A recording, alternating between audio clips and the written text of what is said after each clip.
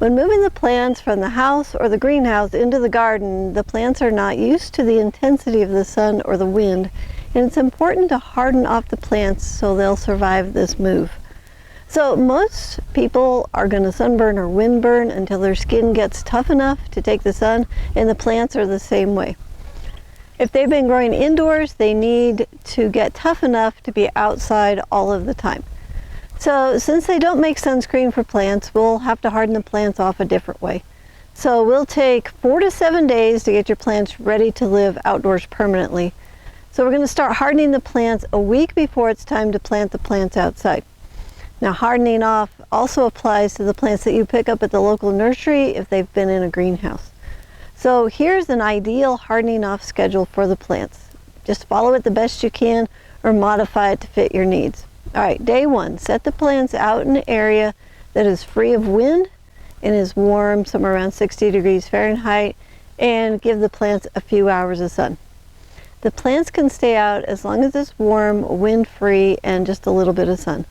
Be sure to check the water frequently, as the plants have a tendency to dry out really fast when they're outside. Day 2, set the plants out for 3 hours in the sun and a slight breeze, and then be sure that the temperatures are warm. All right, day 3, set the plants out in the sun for about 4 hours and a little more breeze, and do this during the warmest part of the day. All right, day 4, set the plants out for 5 hours in the sun and a breeze, but not really windy. Set them out early in the day so they can get a little bit of cool air. All right, day 5, leave the plants out all day in the breeze and in the sun, and be sure to check the water. The plants may need to be watered more than once on a warm day, so I put my plants in a shallow dish of water and let them wick up the water that they want. All right, day 6, leave the plants out all day and all night if it's above freezing. They should be fairly tough by now. And then day 7, go ahead and plant the plants in the garden. So this is an ideal schedule for the plants. You need to adapt it to what your schedule can handle.